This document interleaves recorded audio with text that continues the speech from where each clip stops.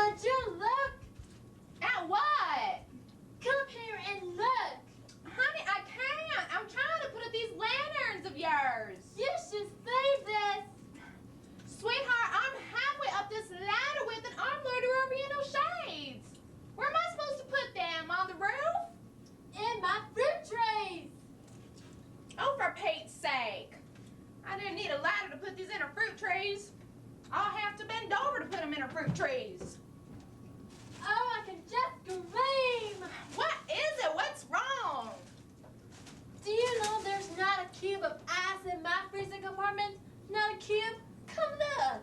I can't come look. You've got me doing this. Is it too much to ask for a few cubes of ice when I want to make limeade, huh?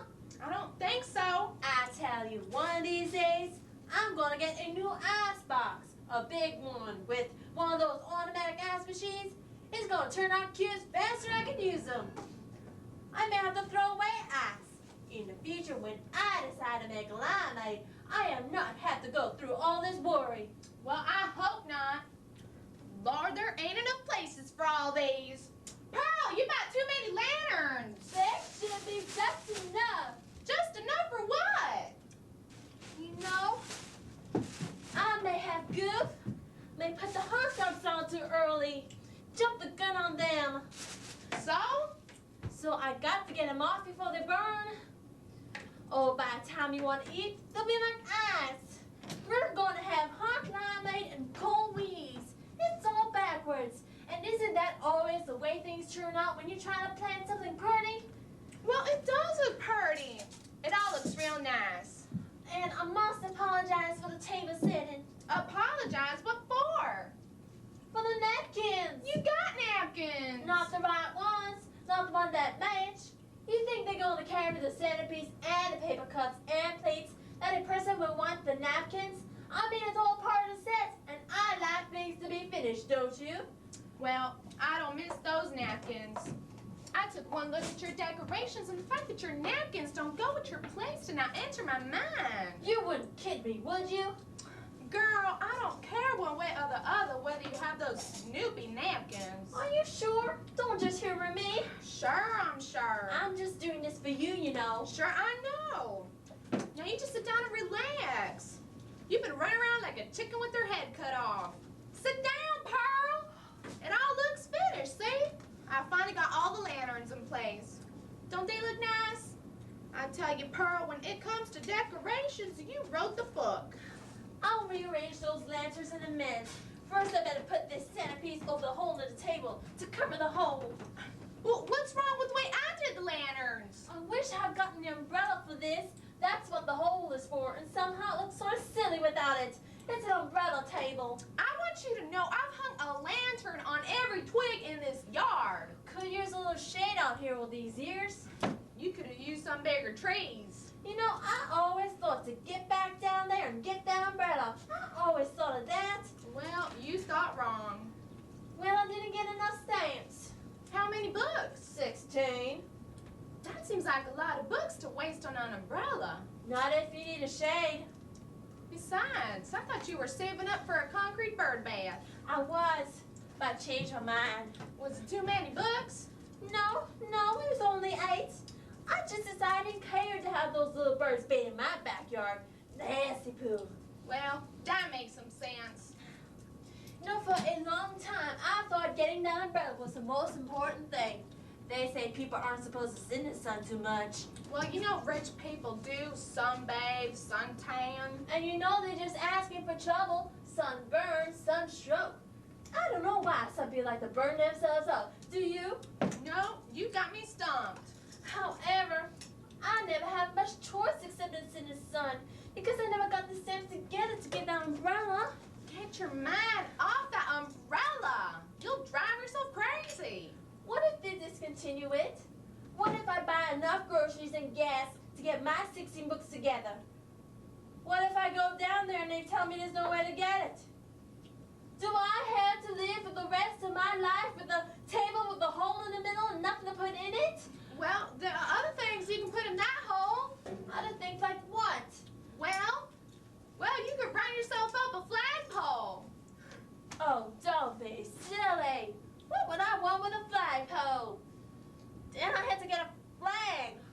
Well, I guess one thing leads to another, doesn't it? Sure it does. Besides, I think a flagpole looks sort of silly in the middle of a picnic table. It's not proper. I guess you're right. Can you see me here running out here day and night, running a flag up and down a pole? I'd go crazy. Let's just drop it. Not to mention rain. You can't leave an American flag in the rain. I gotta worry about that. What if I was downtown and it started rain and my flag was up? Well, I guess it would just get wet. Sure it would. But I'm not about to have a wet American flag on my conscience. I've got enough to worry about. You sure do. Now you just forget about that silly hole and say it. Who knows? You just might decide you want to get rid of this table completely. Just begin again with all new patio things. I just might cover this whole entire patio with astroturf. That sounds great. Up to date. Just sit down, Pearl. I will. But first I gotta redo those lanterns and gotta put the candles in these holders. What has happened to the tapers? What do we need candles for? It's broad daylight out here. Better Homes and Gardens says that any hostess know that a property appointed party table includes tapers. If it's dark. No, not if it's dark. One must have tapers to offset. To balance the centerpiece on a fancy table. Have you ever been to a party? Now, you know I've been to parties. Plenty. I just never knew of anyone who burned candles in the daytime. You don't burn them, Dumbo. They're just for looks. Oh, don't you remember when you went to Esther's wedding and she had candles on the reception table? I didn't notice. Well, that's always been a difference between you and me. I see everything. All eagle eyes. And I tell you, Esther has 2 tapers on each side of her centerpiece.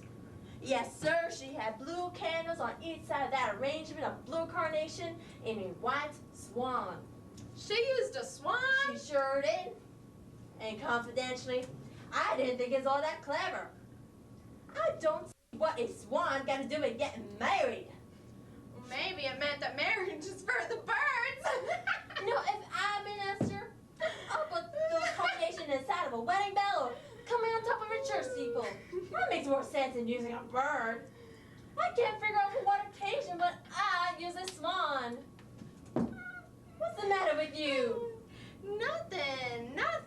I just got the giggles. Well, I'm glad you're having a good time. A successful party means people had a good time. Well, I am. Are any of your friends going to come and see you off, or am I working myself silly for nothing? Now, don't get mad, but I had to invite Mary Louise and Minnie Beth. I'm not mad. You know, I worked alongside them every day for years. I'm not mad. It just seemed rude not to let them come. I'm not mad. Even though I suppose it slipped in mind that Minnie Beth drinks. So what? And I hope she knows that I have not included any alcohol in my party plans. Now, don't you worry about that. Minnie Beth always travels with her own 6-pack. And did I tell you the last time I saw Mary Louise, she didn't even bother to say hello? Well, maybe she didn't see you. She saw me. I was standing right in front of her in that checkout line. And all I said was, Mary Louise, you look 30 years younger. She just turned up her nose and moved her cart into another lane. Well, I think that was the wrong thing to say, Pearl. She's very touching. Besides, she just turned 27. Well, I like Mary Louise. She does wonders after a tragedy. You said it. I couldn't lose my mind and pop back that fast. They stayed for 3 days in that sanitarium. She didn't remember a thing, not even her name. On the 4th day, she woke up, remembered who she was, and broke down and cried like a baby. Well, I'd cry too if I woke up one day and found out I was Mary Louise. Isn't that the truth? But I like Mary Louise. So, with Juanita, Catherine, And Sylvia and Faith. and us, are we talking about 8? 10's about right. Two of them may not get to eat. At this point, our about 8 Winnies have not been reduced to ashes. No, don't you worry. Sylvia said she'd bring a pie of some sort. My bet would be apple. And you know Juanita always brings that congealed salad you love.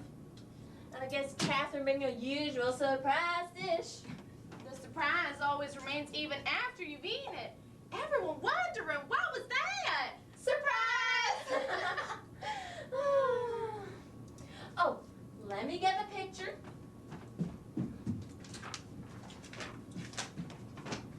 Come here. Well, what do you think? It's perfect, Pearl. The very thing. You've lifted that party right out of Better Homes and Gardens and into your own backyard. Good for you, girl. Oh, I don't know. I got what they call for, the Snoopy decor. The exception of the napkins. And the tapers.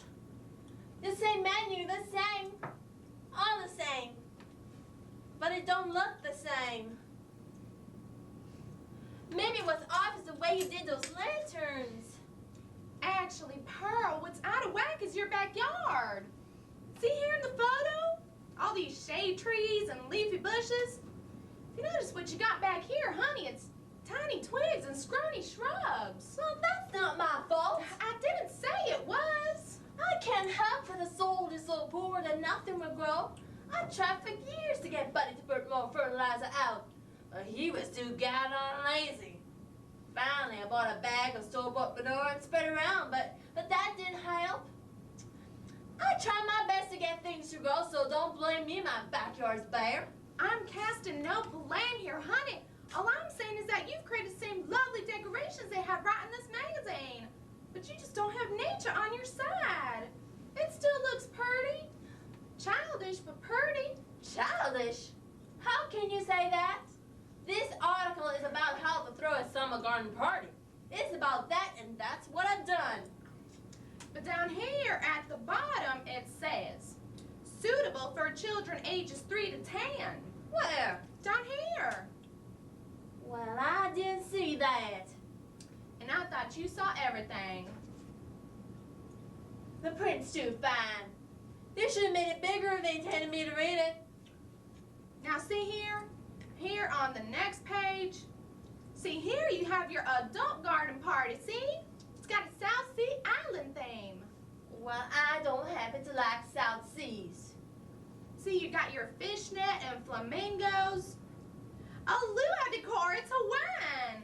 And it's appropriate for ages 15 and up. That's our group, the one we're in. Snoopy is for children. Well, I happen to love Snoopy. Just look how cute he is. I didn't say he wasn't cute. You know, I only read peanuts for Snoopy, don't you? I have nothing against the dog. Well, I'm sorry to say, when it comes to figuring out who likes what at which age, Better Homes and Garden is dead wrong. Right? All right, okay, you win, Pearl. I'm sorry you even brought it up. I guess that's why they call it Better Homes and Gardens, not Great Homes and Gardens. Oh, heck! I could just have a hissy fit. What is it? What's wrong? The candles were under the centerpiece and they all done melted all over Snoopy. Now we got this red mess on his tail. It looks okay. Just pull them off.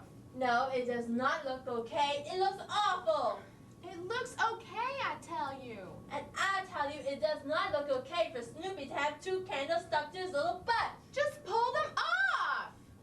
How can you think I'm messing him up? How dare you tag my decorations? Just listen to me. You very ham. You. Now you just pull yourself together. Pull yourself together, baby sister, and listen to me. No one cares if you have candles. No one cares if you have paper lanterns. No one gives a damn if Snoopy loses his tail. Do you hear me? No one cares. I tried my best to do things right. I care. I know you do. And you trying to tell me that no one gives a damn? That's right, Pearl. Nobody does. That's what's the matter with people. That sure is the way it is. No one gives a damn, darling. But I do. Well, it won't get you anywhere.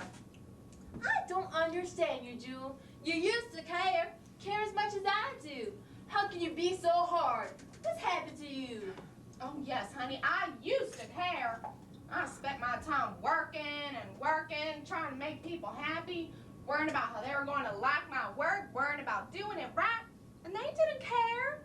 When I enrolled in the Lindsay Lady School of Beauty, I wanted to be the best damn hairdresser on the face of this earth. Curling, coloring, stripping, frosting, dyeing, waving. I did it all. I learned every aspect of the scalp. When you pour a bottle of peroxide on a woman's head, you gotta know what you're doing. Leave a bleach job on 1 second too long, and do you know what you got, huh?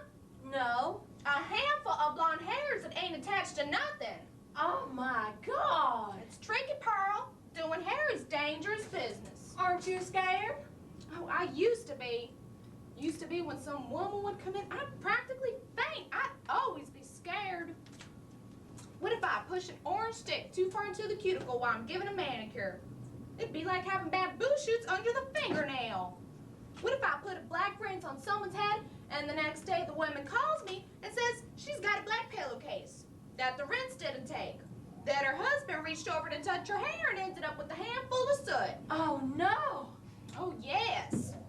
Those, Pearl, are the hazards of hairdressing. So what do you do? How do you face it? Confidence, Pearl. Confidence. First, I learned that hairdressing is no art. It's a science. When you put bleach on someone's head, you set a timer. When the timer goes off, you wash her off. No guessing.